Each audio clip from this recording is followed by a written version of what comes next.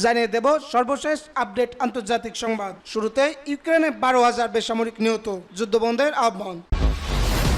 এদিকে শিক্ষার্থী পুলিশ সংঘর্ষের পরও থমথমে ভারতের মণিপুর। আরও পশ্চিমাদের নতুন নিষেধাজ্ঞা নিয়ে ইরানের হুমকি।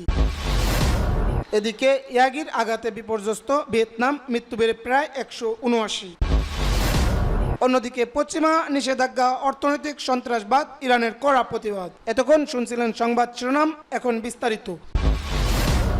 ইউক্রেনে 12,000 বেসামরিক নিহত, যুদ্ধবন্ধের আহ্বান। জাতিসংঘের 79তম সাধারণ অধিবেশনকে কেন্দ্র করে বিশ্ব নেতাদের প্রতি চলমান ইউক্রেন যুদ্ধের অবসান ঘটানোর আহ্বান জানানো। জাতিসংঘের তথ্য অনুযায়ী 2022 সালের ফেব্রুয়ারিতে রাশিয়ার যুদ্ধ শুরুর পর থেকে ইউক্রেনে প্রায় 12,000 বেসামরিক নাগরিক প্রাণ হারিয়েছে। এতে দুঃখ প্রকাশ করে জাতিসংঘের মানবিক বিষয় ভারপ্রাপ্ত আন্ডার সেক্রেটারি জেনারেল জয়েস মুসোয়া। তিনি আরও বলেন, দুঃখজনকভাবে এই যুদ্ধের 2.5 বছর পরেও পরিস্থিতি আরও খারাপ হচ্ছে, মৃত্যুর সংখ্যা বাড়ছে এবং মানবিক কষ্ট অসহনীয় মাত্রায় পৌঁছেছে। মঙ্গলবার জাতিসংঘের নিরাপত্তা পরিষদের এক অধিবেশনে তিনি এই মন্তব্য প্রকাশ করেন। অধিবেশনটি ফ্রান্স ও ইকুয়েডরের অনুরোধে অনুষ্ঠিত হয়, যেখানে বেসামরিক নাগরিক এবং অবকাঠামোর উপর রাশিয়ার আক্রমণ নিয়ে আলোচনা করা হয়। এ সময় ইউক্রেনের প্রায় 1 কোটি মানুষ জোরপূর্বক বাস্তুচ্যুত হয়েছে এবং গত 26 আগস্ট থেকে দেশটিতে ব্যাপক আক্রমণ চালানো হয়েছে বলে উল্লেখ করেন মুসোয়া। তিনি উদ্বেগ প্রকাশ করে বলেন, আমরা ইউক্রেন রাশিয়া সীমান্তের উভয় পাশে লড়াইয়ের সম্প্রসারণ নিয়ে গভীরভাবে উদ্বিগ্ন। পাশাপাশি রাশিয়ার কুরস্ক অঞ্চলের সামরিক কার্যক্রমের ফলে 1,30,000 মানুষ বাস্তুচ্যুত হয়েছে বলেও জানান তিনি। এছাড়া এই অঞ্চলে বেসামরিক নাগরিকের উপর অবকাঠামোগুলোতেও হামলা করা হয়েছে বলে উল্লেখ করেন এই জাতিসংঘ কর্মকর্তা। তিনি বলেন, মানবিক আইন অনুযায়ী বেসামরিক নাগরিকদের সুরক্ষা দেওয়ার বাধ্যতাগত রয়েছে এবং আমি সব পক্ষকে এটি স্মরণ করিয়ে দিচ্ছি। মুসোয়া আরও জানান, সামরিক কার্যক্রমের বৃদ্ধি মানবিক কার্যক্রমকে ব্যাহত করেছে এবং সহায়তাকারী কর্মীদের ঝুঁকিতে ফেলছে। তিনি ইউক্রেনে মানবিক সাড়া দেওয়ার জন্য প্রায় $140 কোটি অনুদানের জন্য কৃতজ্ঞতা প্রকাশ করেন। সেই সঙ্গে চলতি বছরের 3/4 অতিক্রান্ত হওয়ার পরও মানবিক প্রয়োজন ও সাড়া দেওয়ার পরিকল্পনা এখনও অর্ধেক অর্থায়িত হয়নি বলেও উদ্বেগ প্রকাশ করেন। আসন্ন জাতিসংঘের সাধারণ অধিবেশনকে কেন্দ্র করে মুসোয়া বিশ্ব নেতাদের প্রতি আহ্বান জানিয়ে বলেন, এ যুদ্ধে বেসামরিক লোকদের রক্ষা করতে এবং অবশেষে এ যুদ্ধের অবসান ঘটানোর জন্য সিদ্ধান্ত নেওয়ার প্রতিটি সুযোগ কাজে লাগান। শিক্ষার্থী পুলিশ সংঘর্ষের পরও থমথমে মণিপুর। কারফিউ চলাকালে বিক্ষোভকারী শিক্ষার্থী ও পুলিশের মধ্যে সংঘর্ষের পর ভারতের মণিপুর রাজ্যের পরিস্থিতি এখন আরও থমথমে। এমন পরিস্থিতিতে আজ বুধবার রাজ্য জুড়ে নিরাপত্তা আরও জোরদার করা হয়েছে। মোতায়েন করা হয়েছে আইন শৃঙ্খলা বাহিনীর অতিরিক্ত সদস্য।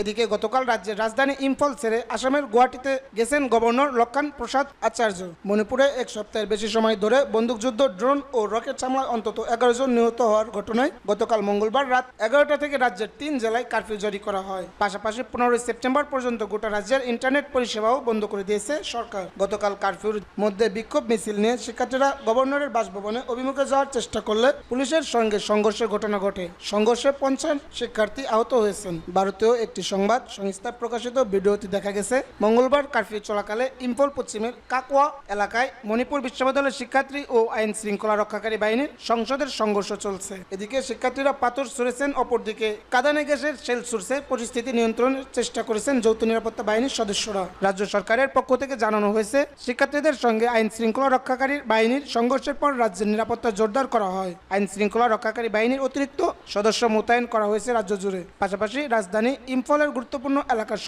সড়কে ব্যারিকেড দিয়ে লোকজন ও যান চলাচল নিয়ন্ত্রণ করা হচ্ছে।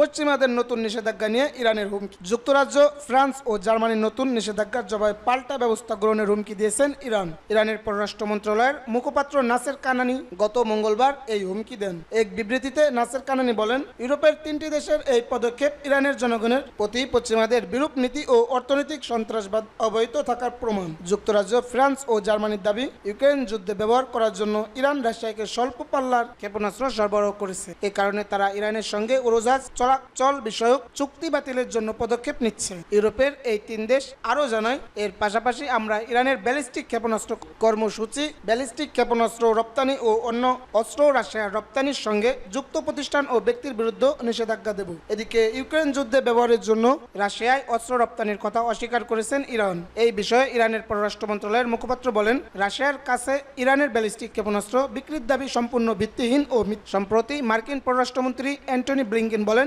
রাশিয়া ইরান থেকে ব্যালিস্টিক ক্ষেপণাস্ত্র চালান পৌঁছেছে। কয়েক সপ্তাহের মধ্যে এসব ইউক্রেনে ব্যবহার করা হতে পারে। অ্যান্টনি ব্লিংকেন এর দাবি, ইরানের ফাদ 360 ক্ষেপণাস্ত্র ব্যবহারের জন্য দেশটিতে রাশিয়ার সামরিক কর্মকর্তারা প্রশিক্ষণ নিচ্ছেন। এসব ক্ষেপণাস্ত্র 120 কিলোমিটার দূরের লক্ষ্যবস্তুকে আঘাত করতে পারে। এসব ক্ষেপণাস্ত্র রাশিয়ার কাছে বিক্রির অভিযোগে আজ বুধবার যুক্তরাষ্ট্র ও ইরানের উপর নিষেধাজ্ঞা আরোপ করেছে বলে উল্লেখ করা হয়েছে রয়টার্সের এক প্রতিবেদনে। ওয়াশিংটনের নিষেধাজ্ঞা ইউরোপের 3 দেশের অনুরূপ। আজ সামাজিক যোগাযোগ মাধ্যম এক্সে এক পোস্টে রাশিয়ার কাছে ব্যালিস্টিক ক্ষেপণাস্ত্র বিক্রির কথা অস্বীকার করেছেন ইরানের পররাষ্ট্রমন্ত্রী আব্বাস আরাকচি। তিনি বলেন, ইউরোপের 3 দেশ ও যুক্তরাষ্ট্রের নতুন নিষেধাজ্ঞা ইরানের সঙ্গে পশ্চিমাদের অচলাবস্থার কোনো সমাধান বয়ে আনবে না।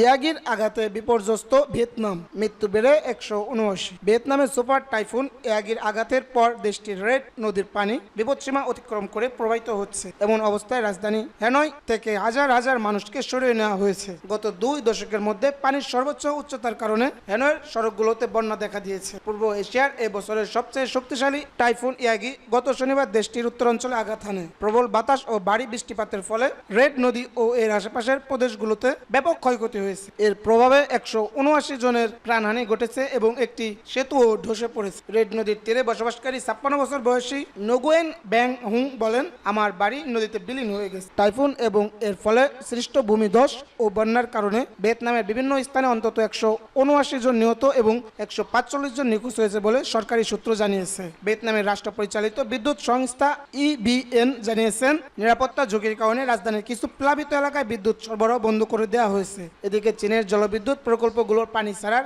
বিষয়ে উদ্বেগ প্রকাশ করেছে ভিয়েতনামের কর্তৃপক্ষ।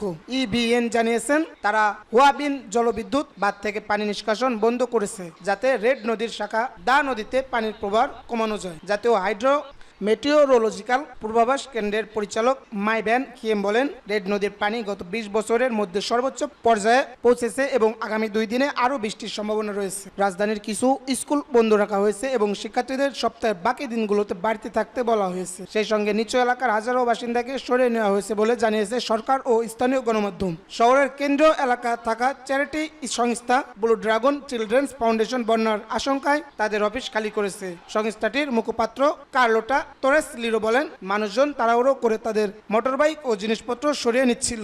পাশাপাশি নদীর তীরে অস্থায়ী বাড়িতে বসবাসকারী শিশু ও পরিবারের জন্য উদ্বেগ প্রকাশ করেন তিনি। পশ্চিমা নিষেধাজ্ঞা, অর্থনৈতিক সন্ত্রাসবাদ, ইরানের কড়া প্রতিবাদ। রাশিয়াকে ক্ষেপণাস্ত্র সরবরাহের অভিযোগ এবং আরোপ করা নতুন পশ্চিমা নিষেধাজ্ঞার কড়া প্রতিক্রিয়া জানিয়েছে ইরান। আনিত অভিযোগকে প্রত্যাখ্যান করে তেহরান বলেছে, তারা কোনো ধরনের অস্ত্র সরবরাহ করেনি। সেই সঙ্গে নতুন নিষেধাজ্ঞাগুলোকে অর্থনৈতিক সন্ত্রাসবাদ হিসেবে উল্লেখ রয়েছে। বুধবার এক বিবৃতিতে ইরানের পররাষ্ট্রমন্ত্রী আব্বাস আরাকচি বলেছেন, ইরান ও রাশিয়াকে কোনো ব্যালিস্টিক ক্ষেপণাস্ত্র সরবরাহ করেনি এবং যুক্তরাষ্ট্র ও তার মিত্ররা ভুল তথ্যের উপর ভিত্তি করে কাজ করেছে। এদিকে পশ্চিমা নিষেধাজ্ঞার বিষয়ে প্রতিক্রিয়া জানিয়ে দেশটির পররাষ্ট্র মন্ত্রণালয়ের মুখপাত্র নাসের কানানি বলেছেন, ব্রিটেন, ফ্রান্স ও জার্মানি শোষিত নিষেধাজ্ঞাগুলো ইরানের জনগণের বিরুদ্ধে অর্থনৈতিক সন্ত্রাসবাদ। তিনি এ সময় হুঁশিয়ারি দিয়ে বলেছেন, এই 3টি ইউরোপীয় দেশ এর উপযুক্ত এবং সম্মান প্রতিক্রিয়া পাবে। পশ্চিমাদের নতুন নিষেধাজ্ঞাগুলোর মধ্যে দ্বিপাক্ষিক বিমান সেবা বাতিলের পাশাপাশি ইরানের পতাকাবাহী বিমান সংস্থা ইরান এয়ারের উপর নিষেধাজ্ঞা জারি করা হয়েছে। এর ফলে ইউরোপে তাদের ফ্লাইট পরিচালনা সীমিত করবে। এর আগে বুধবার ব্রিটেন, ফ্রান্স ও জার্মানি ইরানের বিরুদ্ধে নিষেধাজ্ঞা আরোপ করার কয়েক ঘন্টা আগে যুক্তরাষ্ট্র আনুষ্ঠানিকভাবে ইরানের বিরুদ্ধে রাশিয়াকে অস্ত্র সরবরাহ অভিযোগ আনে। এই অভিযোগের বিষয়ে ইরানের পক্ষ থেকে জোর দিয়ে জানানো হয়েছে, তারা কোনো ধরনের ক্ষেপণাস্ত্র বিক্রি করেনি এবং এ ধরনের দাবি ভিত্তিহীন ও মিথ্যা। ইরানের মুখপাত্র কানানি বলেন, যুক্তরাষ্ট্র এবং ইউরোপীয় দেশগুলো ভুল তথ্য ও ত্রুটিপূর্ণ যুক্তি নিয়ে কাজ করছে। যদিও রাশিয়া ও ইরান ইউক্রেনে রুশ আগ্রাসনের পর থেকে আরও ঘনিষ্ঠ হয়েছে এবং ইরান ইতিমধ্যে রাশিয়াকে তার 60 ড্রোন সরবরাহ করেছে, তবে তেহরান বারবার বলেছে যে তারা আন্তর্জাতিক আইনের আওতায় কাজ করছে এবং কোনো দেশের অভ্যন্তরীণ বিষয় হস্তক্ষেপ করছে না।